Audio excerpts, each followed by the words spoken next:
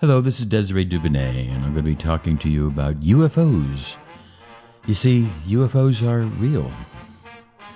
They detect them every day. We're often asked the questions, are they real? But Jesus, hundreds of UFOs are detected every day. The better question is there intelligent life behind these unidentified flying objects? Is there intelligent extraterrestrial life? And are they living inside us? If we look at a significant test to be able to see whether there's a test of significance, the null hypothesis, you see, there's no conclusive proof of an extraterrestrial race, but there is no proof that there is not. My father taught me that when you pick up a gun, pretend it's loaded. And if you're going to assume, you're going to make an ass out of you and me. You see, so it's wrong for us to assume that there are no UFOs. There might possibly well be. And if we free our mind, the rest will follow. But if we start to understand that there is indefinitely the ability, the possibility that there are UFOs, then we can start to really understand this world maybe a little better. We don't have to actually have proof that they're here to understand that we do not have proof that they're not here. There is a deep reptile brain in all of us. David Icke talked about this. And he talked to us about this idea of reptiles inhabiting people's minds. We see this many places in the literature and many places in this idea. Can we absolutely prove that it's true? Can we absolutely prove that it's false? Is it possible that they are inside us? These are the things we must look at. We must be able to consider. It is possible, and we should make the assumption that it's possible. If that's the case, then we need to change some of our ideas of looking at things. You see, some people can't see things because their head is so far up their ass they really can't see. And if we free our mind into the possibilities, if we understand that, then possibly we could really go that extra step.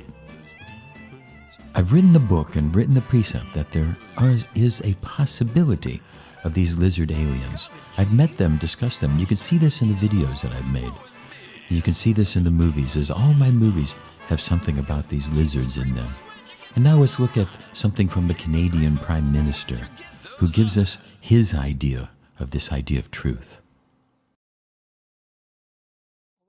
Minister of National Defense, I had sighting reports of UFOs. I was too busy to be concerned about them at the time because I was trying to unify the Army, Navy, and Air Force into a single Canadian Defence Force. And that itself was a kind of battle to the finish. Because there are huge issues here, huge issues. And the American people and the people of the world have a right to know what's going on because they're part of it. UFOs are as real as the airplanes flying overhead. That gave me the dubious distinction of being the first person of cabinet rank in the G8 group of countries to say so unequivocally.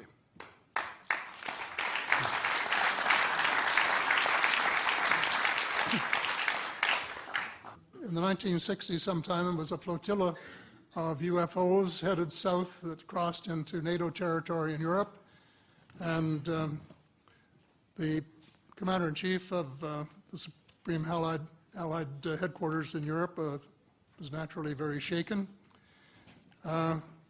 Fortunately, or maybe divine providence, before the panic button was pushed, the flotilla turned around and headed back north. Obviously, they had thought maybe they were Russian and they were very concerned about it. Anyway, an investigation was launched into this whole subject, and a document was prepared which concluded that at least 4 species had been visiting Earth for thousands of years. And this is my own view at this stage as well. But just as children survive the idea of the Tooth Fairy and Santa Claus when they become adult, I think that tax-paying citizens are quite capable of accepting the new and broader reality that we live in a cosmos teeming with life of various sorts. The fact that some other civilizations are more advanced than we are may be humbling. And it exists, and it's being kept secret by the same vested interests who control our destiny. Who are these vested interests, and what are they up to? Well, Senator, you were talking about a military junta.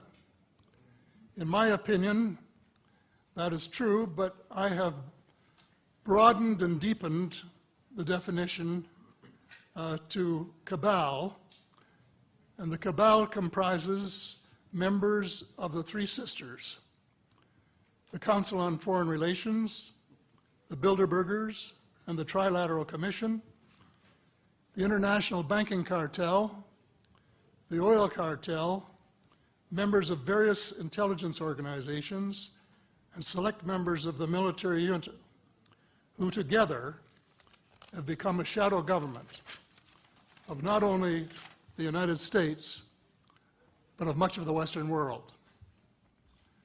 The aim of the game is a world government comprising members of the cabal who are elected by no one and accountable to no one. And according to Mr. Rockefeller, the plan is well advanced. Is there some underlying group that really wants to keep certain scientific ideas away from the mainstream? Could that group might not be an Illuminati, very powerful rich people? Absolutely. It's a possibility. Could also they be extraterrestrial? Could there be some effect? That's also a possibility as well. I had no direct evidence of that until a couple years ago. I was invited to Cabo, Mexico, by the Illuminati lizards, who said that they would meet me. I was invited to do a medical lecture in Cabo, Mexico. Let's roll the tape of my interview with the lizard man.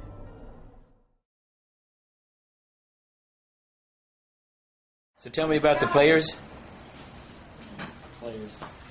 So as I was saying, the players then that will bring us up to current date are the Assyrians and the reptilians, and a few other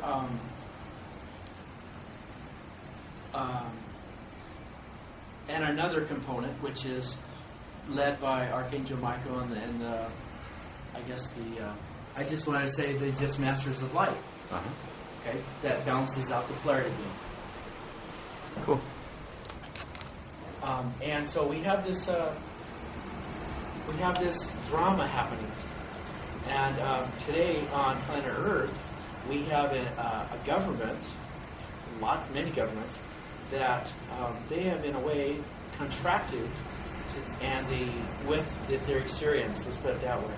So we have a faction that are sitting over here, overseeing the goings on the planet for their own. So that is the game. And generally, what we've discovered is the game is not dominance. The power, game is control, power, dominance. Control. Exactly. But it's not complete. It's not wipe out the other guy's dominance. No, because the Matrix was very close to the truth. Was close to the truth in that it just portrayed a different kind of scenario. But the feeding and living off of is in the same realm. Right. Okay? Now, where is the lizard people from?